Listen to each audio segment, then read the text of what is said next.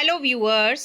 हमने नीम पाठ का कविता का वाचन किया था और अब इस वीडियो में हम पाठ से संबंधित जो हमारे कठिन शब्द हैं, शब्द अर्थ हैं और जो भी प्रश्न उत्तर हैं, जिसमें मैंने हमारी पाठ्यपुस्तक के प्रश्न उत्तर भी जो इंक्लूड कर लिए हैं।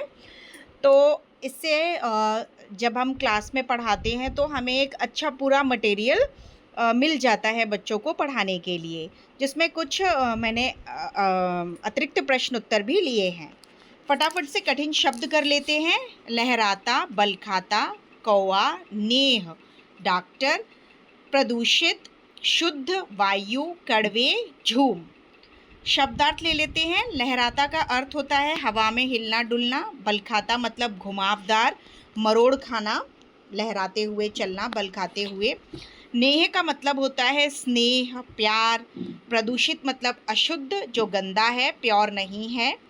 वायु का अर्थ होता है पवन, हवा। शुद्ध का अर्थ होता है साफ, स्वच्छ। कड़वे का अर्थ होता है तीखा, कसैला।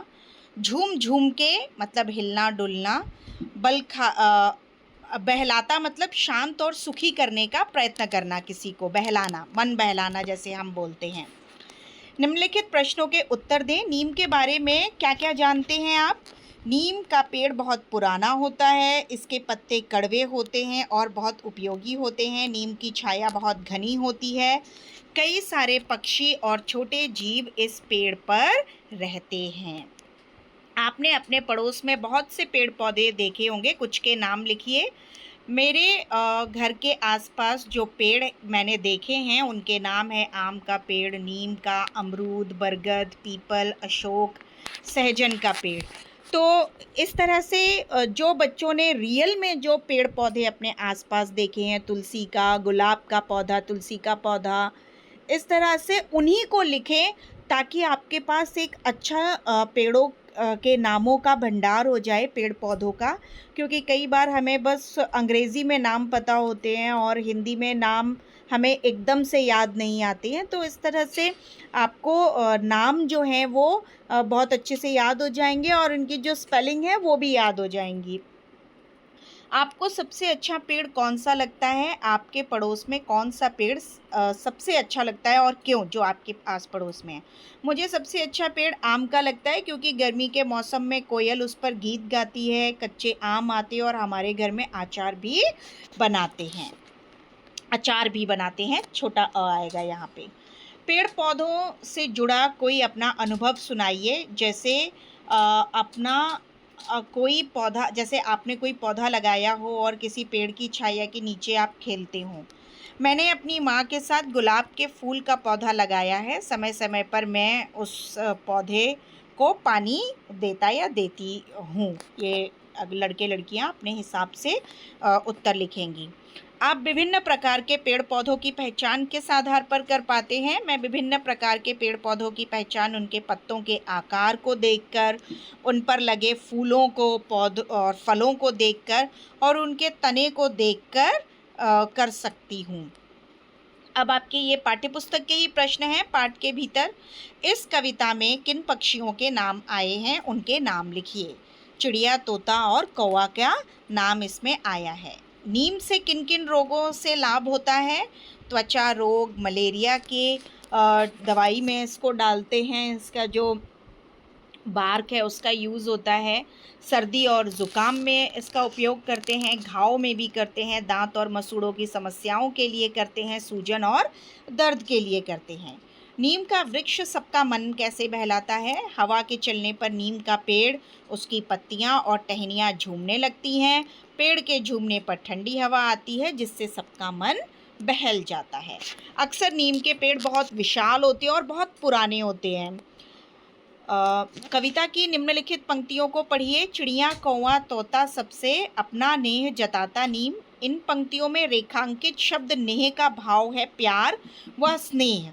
अब निम्नलिखित प्रश्नों के उत्तर दीजिए। नीम का वृक्ष पक्षियों से अपना नेह किस प्रकार जताता है? पक्षी उसी के ऊपर अपना घोंसला बनाते हैं, एक तरह से वही उनका घर है। गर्मियों में छाया और ठंडी हवा भी देते हैं। आपके परिवार के सदस्य और अध्यापक आपसे अपना नेह किस प्रकार जताते हैं? हमारे परिवार के सदस्य छोटी बड़ी चीज़ों का ध्यान रखते हैं, मेरी देखभाल करते हैं, मुझे अच्छी बातें सिखाते हैं। और विद्यालय में अध्यापक आपसे नेह कैसे जताते हैं? वे पढ़ाते हैं और हमारी गलतियों को सुधार कर हमें आगे बढ़ने के लिए प्रेरित करते हैं। नीचे दी गई कविता की किन पंक्तियों में यह भाव आया है? नीम का वृक्ष डॉक्टर नहीं है, फिर भी बहुत सारे रोगों को भगाता है। नहीं डॉक्टर, फिर भी देखो कितने रोग भगाता नीम। नीम का वृक्ष निरंतर प्रसन्न रहता है, लहराता बल खाता नीम, दिन भर हंसता गाता नीम। नीचे दी गई कविता की पंक्तियों को पढ़कर निम्नलिखित प्रश्नों के उत्तर दीजिए। चले प्रदूषित वायु कभी तो उसको शुद्ध बनाता नीम। प्रदूषित वायु से आप क्या समझते हैं?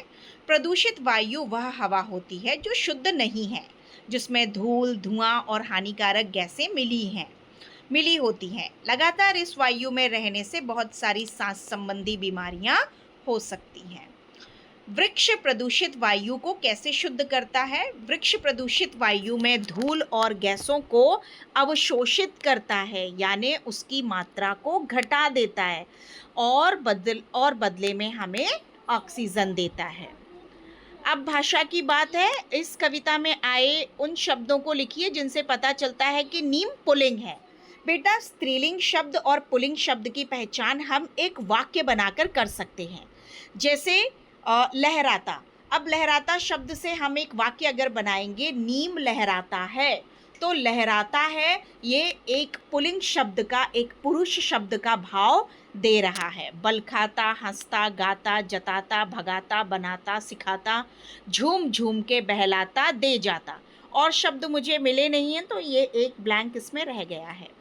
नीचे रखी टोकरी में बहुत से फल और साग सब्जी दिखाए गए हैं। इन्हें स्त्रीलिंग और पुल्लिंग श्रेणी में रखना है। तो स्त्रीलिंग श्रेणी में भिंडी, बैंगन, शिमला मिर्च, फूल गोभी, गाजर, भिंडी आती है, और पुल्लिंग में सेब, अंगूर, कद्दू, अमरूद, नींबू और आम आता है। प्रदूषित शब्द में प्र लगा है, ऐसे ही शब्द आपको बनाने हैं। प्रदूषित तो प्रयास, प्रचार, प्रकृति, प्रतिभा, इस तरह से आप शब्द बना सकते हैं। वृक्ष एक और गुण अनेक। वृक्ष की कुछ विशेषताएं होती हैं, उन विशेषताओं को लिखिए। जैसे वृक्ष के ऊपर ही ये बनाए हुए हैं, हरा भरा, फलदार, पर्यावरण रक्षक, औषधीय, मजबूत, छायादार, फलदार, लंबा, घना। नीचे दी गई पत्तियों को पहचानिए और इनके नाम और विशेषताएं अपने अध्यापक या अभिभावकों की सहायता से लिखिए।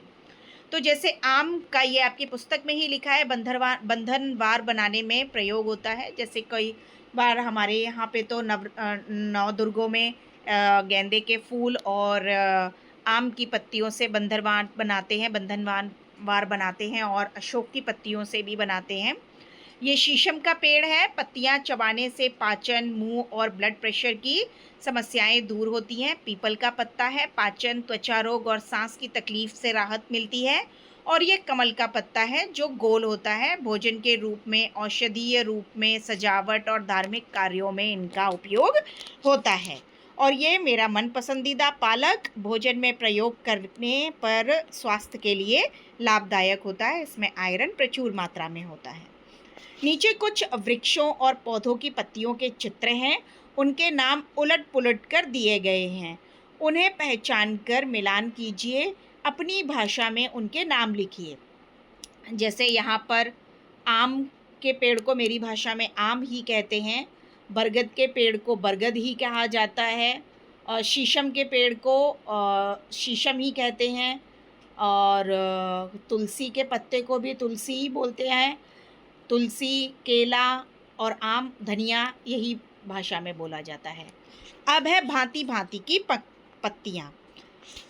पत्तियाँ कई प्रकार की होती हैं, कुछ छोटी तो कुछ बड़ी, कुछ गोल और कुछ पक्षी के पंख जैसी। हाथी कान पौधा जायंट एलिफेंट ईयर कोलोकेसिया अरवी का एक प्रकार है। इसके पत्ते 6 फीट तक लंबे होते हैं, यानी अधिकतर मनुष्यों से लंबे।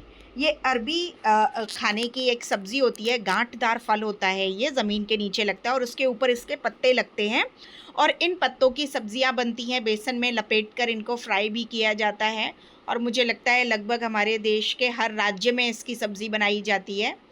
इमली की पत्तियां इतनी छोटी होती हैं कि हमारी छोटी उंगली के नाखून को भी नहीं ढक सकती, मतलब इतनी छोटी पत्तियां होती हैं नीम की, जैसे टच मी नॉट प्लांट होता है उसी तरह की होती हैं।